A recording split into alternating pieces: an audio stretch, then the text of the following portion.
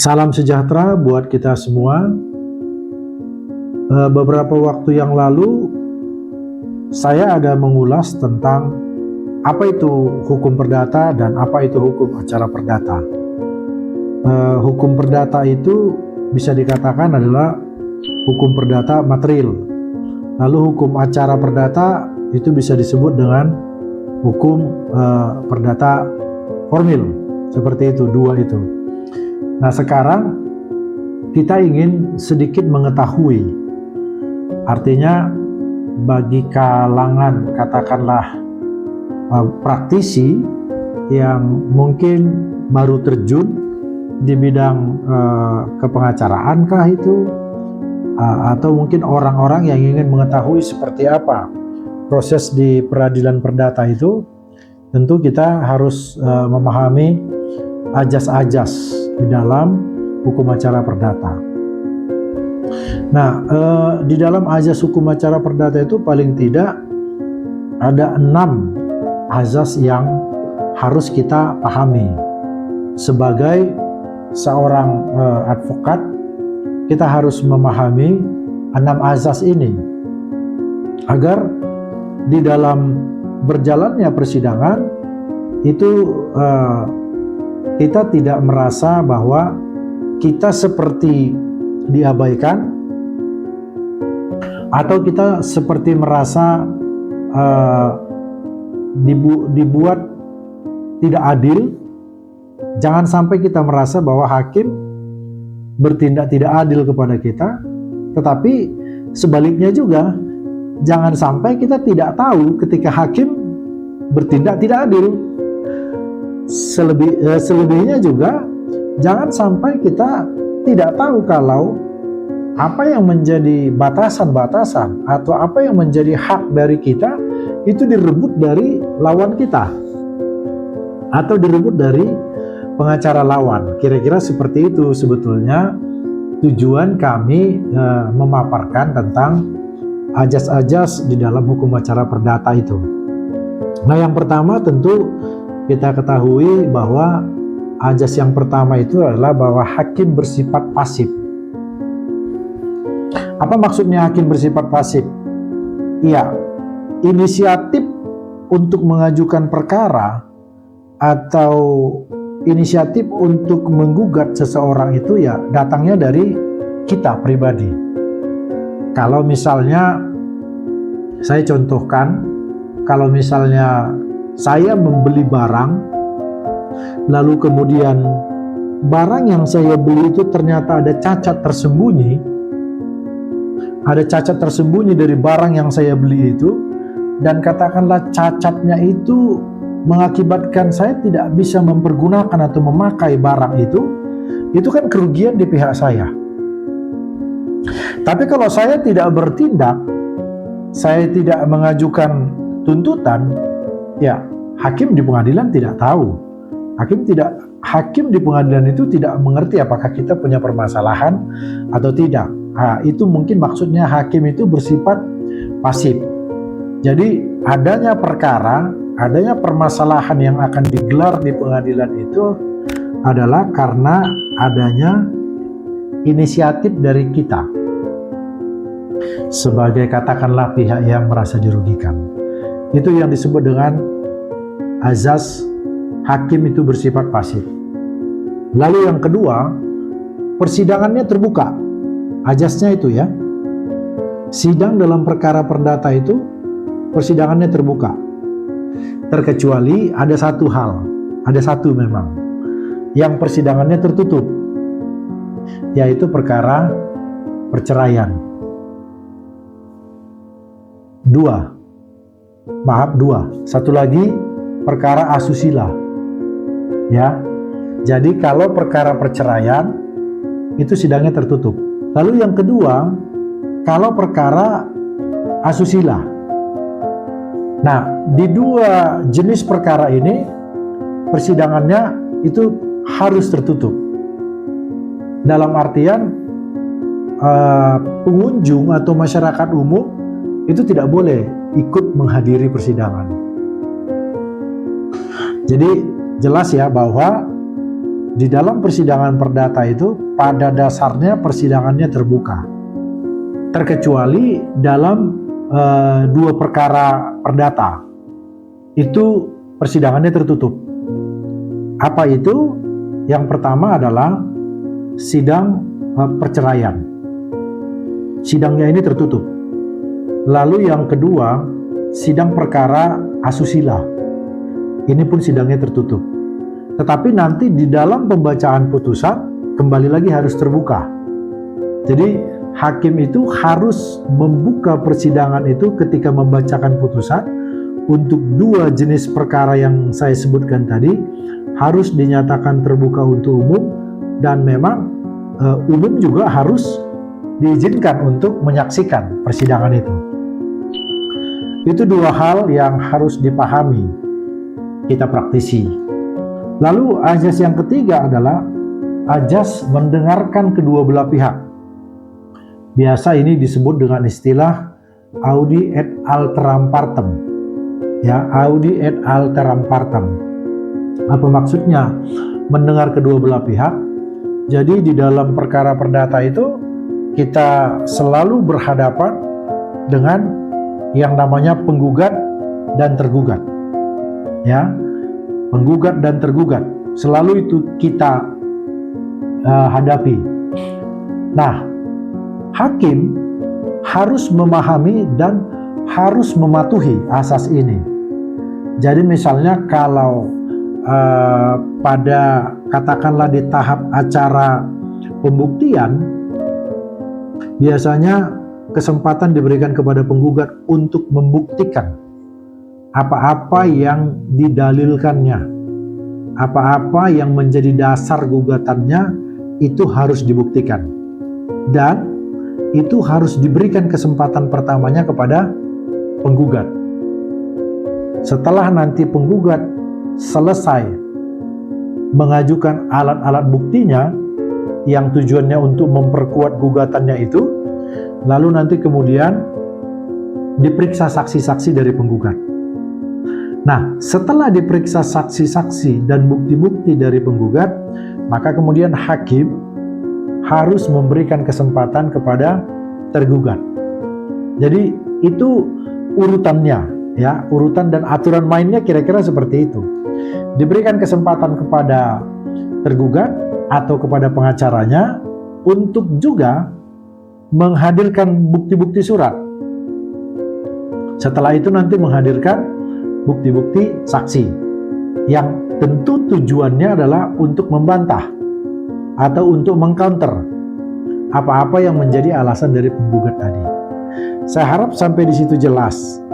Lalu kemudian di dalam putusan ini azasnya harus jelas. Dalam putusan perkara perdata itu setiap kali artinya setiap putusan itu harus disertai dengan alasan apa yang mendasari dia memberikan putusan itu.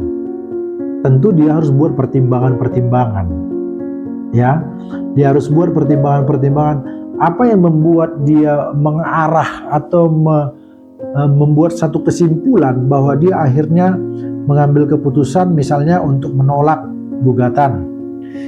Kalau dia menolak, apa yang membuat dia beralasan untuk menerima gugatan kalau dia menerima gugatan. Jadi harus jelas alasan apa atau dasar hukum apa yang dipakai oleh hakim itu untuk membuat putusannya. Lalu kemudian azas yang berikutnya adalah beracara di pengadilan itu dikenakan biaya, ya. Nanti ada biaya kepanitraan, lalu kemudian ada biaya materai, walaupun itu sebetulnya kecil, ya. Lalu ada namanya biaya panggilan sidang, biasa kita sebut dengan biaya relas panggilan, ya. Mungkin kami utarakan hanya sederhana dulu, karena nanti dalam tahapan-tahapan berikutnya ada lagi biaya unmanning, ya, ada biaya pengumuman koran kalau nanti tahapan perkara ini sudah akan masuk di dalam tahapan eksekusi. Tapi kami mungkin skip sampai di biaya tentang biaya kepanitraan, lalu kemudian biaya materai, dan kemudian nanti ada biaya pengambilan putusan, serta biaya panggilan sidang. Kita harus paham itu. Artinya setiap kali orang berperkara secara perdata, ya, secara perdata di pengadilan, ya dia harus mempersiapkan biaya. Nah, mungkin sedikit orang akan bertanya, bagaimana dengan orang yang tidak mampu? Apakah orang yang tidak mampu, padahal haknya terlanggar, apakah dia tidak bisa bersidang atau beracara di pengadilan? Jawabannya bisa. Walaupun dia tidak mampu, bisa. Tetapi memang dia harus meminta surat keterangan tidak mampu dari kelurahan yang diketahui oleh camat. Ya, nanti atas dasar surat itulah si seseorang ini tadi mengajukan gugatan ke pengadilan, dan itu harus diterima, ya, harus diterima oleh pengadilan. Lalu yang mungkin yang terakhir, ajasnya itu adalah ajas peradilan yang cepat dan berbiaya ringan. Nah, kalau ajas yang terakhir ini berdasarkan pengalaman kami sepertinya agak bertolak belakang. Maaf, kami harus katakan itu.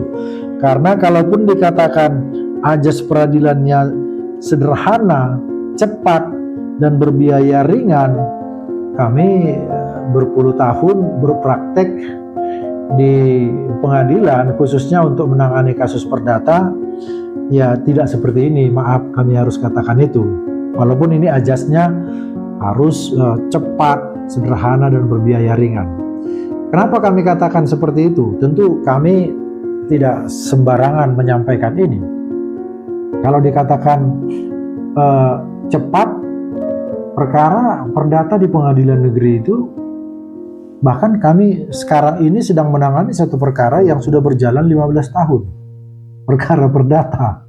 Jadi sepertinya ajas ini jadi terlanggar gitu ya, atau terabaikan. Biaya juga cukup banyak yang sudah dikeluarkan. Ya, itu belum kita berbicara tentang adanya kejahatan di peradilan perdata itu. Nah, itu mungkin nanti akan kami lakukan pembahasan tersendiri. Tetapi paling tidak dari azas-azas ini kita sekarang mulai mengerti. Kalau kita ingin beracara gitu ya. Jadi ajas peradilannya seperti itu. Lalu satu lagi mungkin perlu diingat, ajasnya itu adalah tidak ada juga keharusan menggunakan pengacara. Tidak ada di dalam hukum acara perdata itu seseorang yang akan berperkara harus pakai pengacara. Tidak. Kalau misalnya kita pribadi mengerti cara menjalankannya, ya boleh saja kita langsung mendaftarkan gugatan di pengadilan. Sepanjang kita membayarkan biaya yang tadi sudah kami sampaikan, karena beracara itu dikenakan biaya. Nah, memang kebanyakan di zaman modern sekarang ini, kebanyakan orang berperkara secara perdata itu sudah menggunakan atau membayar jasa pengacara. Karena seperti dalam tayangan video kami yang di awal, tentu kalau kita akan bertindak sendiri, berjalan sendiri, beracara sendiri di pengadilan, ya tentu kita harus menguasai sedikit tentang materi hukum perdata, materi hukum acara perdata, agar gugatan kita itu tidak ditolak. Saya kasih contoh, saya kasih tips satu misalnya ya.